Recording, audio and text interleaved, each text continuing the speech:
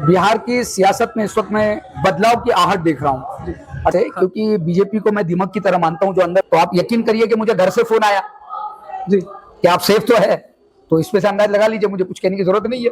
अगर मैं बिहार में और महाराष्ट्र में मेरे घर वालों को चिंता है तो इसका मतलब यहाँ कौन सा शासन है आप अंदाज लगा सकते हैं। 213 आपके साथ मैं हूं समीर हाशमी।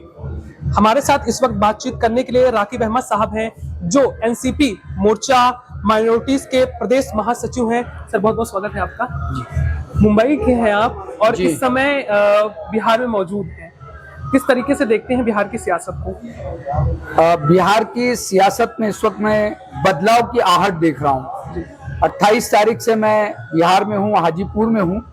लोगों के अंदर एक गुस्सा है, एंटी इनकम्बेंसी है, लेकिन एक डर का भी माहौल है और बड़े पैमाने पर मुझे यहाँ साइलेंट वोटर नजर आ रहा है जो लग तो रहा है कि ऐन वक्त पर अपनी मत प्रदर्शन करेगा। जी, आपको एनसीपी शरद गुट के आप नेता हैं जी, और आपकी पार्टी का जो यहाँ पे सपोर्ट है क्या बिहार में जो महागठबंधन है उनको है? किस तरीके से आप देख रहे हैं इसको? शरद पवार गुट तो ऑब्वियसली महागठबंधन में ही है जी, और उसी के कारण हम भी यहाँ पर आए हुए हैं।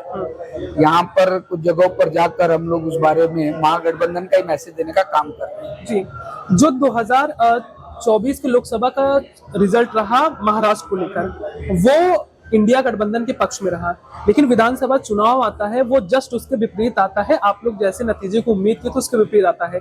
आरोप लगता है कि बीजेपी ने जो है वो वोट चोरी के जरिए वहां पे सरकार बनाई। क्या आपको लगता है कि महाराष्ट्र जो है वो बिहार में भी घटित होने की संभावना है? बहुत ज्यादा घटित होने की संभावना है। आज ही महाराष्ट्र में अगर आप देखेंगे तो पूरी पार्टियों ने मिलकर एक सत्य आंदोलन किया, मोर्चा निकाला, जिसमें खुलेआम 1-1 लाख 2-2 लाख एक कॉन्स्टिट्यूएंसी में 2-2 लाख वोटर जो है वो डबल पाए गए। तो ये वहां पर तो आंकड़ों के साथ आ गया है। राहुल गांधी जी ने अभी प्रेस कर भी ये बताया कि आनंद है। अभी कल बी.आर. पाटिल साहब आए थे, हाजीपुर में थे बी.आर. पाटिल साहब जो कर्नाटका के नीति आयोग के अध्यक्ष है, जिनके यहाँ पर ये हुआ था और जिन्होंने सीआईडी ने नोटिस देने के बाद भी चुनाव आयोग उसका नहीं दे रहा। और कमाल की बात बताते हैं कि आज का मोर्चा चुनाव आयोग के खिलाफ था, लेकिन उसके जवाब में मुख्य मोर्चा ये भाजपा ने किया है। तो अगर चुनाव आयोग के खिलाफ हम कुछ बोलते हैं तो भाजपा अगर प्रतिक्रिया दे रहा है तो इसका अर्थ बहुत स्पष्ट है, बोलने की जरूरत ही नहीं। जी, बिहार में है, बिहार की लगातार जो राजनीति है वो 15 सालों से अगर देखा जाए तो नीतीश कुमार के ही इर्द गिर्द घूम रही है। जी, इस बार बदलाव की बात महागठबंधन की तरफ से कहा जा रहा है।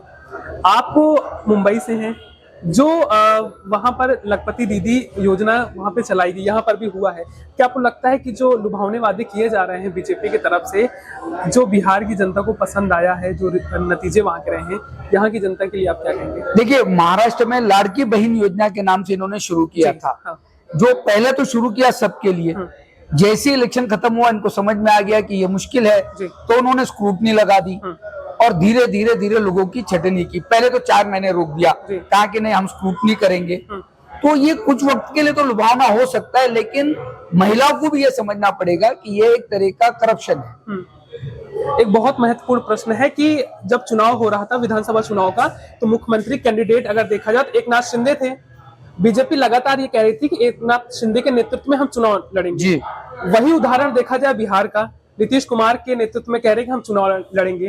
क्या आपको लगता है कि जो हालात एकनाथ शिंदे के हुए हैं मुख्यमंत्री से डिप्टी सीएम बनने के, आपको लगता है कि वही जो परिणाम है वो बीजेपी यहाँ पे जेडीयू के साथ करेगी? बहुत ज्यादा चांसेस है, क्योंकि बीजेपी को मैं दिमाग की तरह मानता हूं जो अंदर से लग जाता है, बाहर से तो किसी को नजर नहीं आता जब तक कि वो पूरी तरह से उसको खत्म ना कर दे। आप चाहे बिजू पटनायक जी का उदाहरण ले लीजिए, चाहे महाराष्ट्र में आप एकनाथ शिंदे का उदाहरण ले लीजिए, जहां जहां ये साथ गए, वो जिसके साथ गए पहले उन्होंने उसको खत्म करने का काम किया है। तो यहाँ पर भी मुझे पूरा विश्वास है कि आप देखिए कि लोजपा को उन्होंने जो सीट दिया है, तो आज ये कहा जा रहा है कि 140 वर्सेस 100 है। 100 आरजेडी के है और 140 एलजेपी प्लस बीजेपी। तो ये उनका आंकड़ा उधर ज्यादा होगा और इनका कम होगा, और फिर वही होगा कि भाई हमने जब आपको कम था तो आपको साथ दिया, अब आपके कम है तो अभी आपको साथ देना पड़ेगा। तो ये कैलकुलेशन भी बिहार वासियों को समझना पड़ेगा कि एक बहुत बड़ा षड्यंत्र है। वरना 29 सीट्स देकर सीधा उधर भी बढ़ा दिया उन्होंने। तो ये 140 वर्सेस 100 का खेल है, जहां वो आएंगे और यहाँ इनको कम में फिर मानना पड़ेगा। जी, आपको लगता है कि बिहार में सुशासन की सरकार है?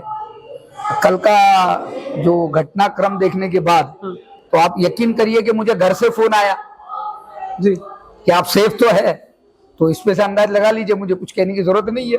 अगर मैं बिहार में और महाराष्ट्र में मेरे घर वालों को चिंता है जी, तो इसका मतलब यहाँ कौन सा शासन है आप अंदाज लगा सकते हैं। 243 सीटें हैं यहाँ की विधानसभा चुनाव में, सीटें हैं। आपको क्या लगता है कि महागठबंधन कितनी सीटों पर जीत दर्ज करेगा? सर मेरा अंदाज है कम से कम 175 अब हो जाना चाहिए। 175 170 तक तो जाएगा मिनिमम, और बाकी जो बचेगा उसमें ये लोग कर ले आपस में, हमें कोई दिक्कत नहीं है। योगी जी आए थे 80-20 का, वो तो नारा लगा के फिर से गए हैं।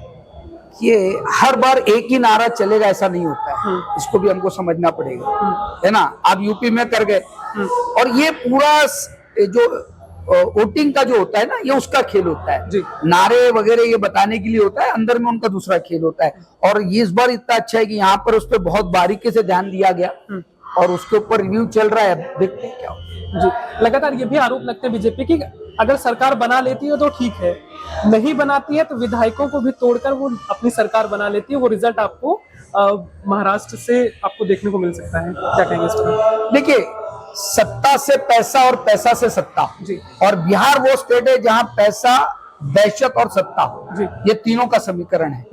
और ईडी के तो आप देख लीजिए साहब, ईडी जिस तरह से लगती है पीछे तो उसके परिणाम होते हैं वहां पे जी। लेकिन इस बार इतना ज्यादा डिफरेंस रहेगा कि वो करना उनको जरा मुश्किल जाएगा। जी, एसआईआर जो चुनाव के एन मौके पे विपक्ष कह रहा है एसआईआर आप करवाइए, लेकिन आपने जो समय चुना है वो समय आपने गलत समय चुना हुआ है। तो आपको लगता है कि एसआईआर जो है वो एक सुनियोजित वो तरीका अपना रही है बीजेपी, इसके पीछे आपको क्या लगता है? देखिए, आरएसएस का जो बौद्धिक वर्ग होता है ना, वो दिमाग देता है, ये तो चेहरे हैं जी। अगर आप मोदी जी और ये देखिए, ये चेहरे, इसके पीछे पूरा सिस्टम आरएसएस का काम करता है। और इन्होंने बहुत प्लानिंग ये किया है कि मुस्लिम और पिछड़ा वर्ग, इनके वोट को आप कम कर दीजिए क्योंकि ये हमको देने वाले नहीं है, और इसीलिए उन्होंने करवाया, वरना एन इलेक्शन के मौके पे करने की कोई जरूरत नहीं, चूंकि अभी इलेक्शन हुए थे। यानी आप कह रहे हैं संयोग नहीं प्रयोग है, ये संयोग है, प्रयोग है, और इससे आगे जाके मैं कहता हूं कि ये एक बहुत बड़ा षड्यंत्र है देश के खिलाफ जी, देश के लोकतंत्र के खिलाफ। इसको प्रयोग और संयोग में हम ना बांटे, बल्कि ये देश के डेमोक्रेसी के खिलाफ आरएसएस द्वारा किया हुआ एक बहुत बड़ा षड्यंत्र है। अंत में आपसे एक प्रश्न है कि बिहार की जनता से आप क्या कहेंगे, क्योंकि 14 नवंबर को रिजल्ट आएगा, 6 और 9 को इलेक्शन। मैं बिहार की जनता से सिर्फ एक मैसेज देना चाहूंगा कि ये जो लड़ाई है ये कोई सिर्फ एक सीट के लिए नहीं, नफरत वर्सेस मोहब्बत की है। जी बिल्कुल, तो आप सुन रहे थे महाराष्ट्र की जो एनसीपी शरद बुद्ध के नेता है, वो सीधे तरीके से कह रहे कि हमारी पार्टी का पूरा समर्थन जो है वो महागठबंधन को है, और इस बार जो नतीजे आएंगे वो महागठबंधन के पक्ष में आएंगे। बिहार को लेकर जो लगातार कयास लगाए जा रहे हैं कि इस बार बीजेपी कोई खेला ना करे, क्योंकि महाराष्ट्र से आते हैं और महाराष्ट्र में आपने जो विधानसभा का चुनाव देखा है वहां पर लगातार आरोप लगाया गया कि वोटों की चोरी हुई है। और राहुल गांधी की प्रेस कॉन्फ्रेंस में राहुल गांधी ने इसका जिक्र किया है कि अधिकतर जो विधानसभा के चुनाव हुए थे महाराष्ट्र में, उसमें लगातार जो वोटों की धांधली हुई है। कैमरा पर्सन अमन के साथ समीर अहमद हाशमी, नवभारत न्यूज, पटना, बिहार।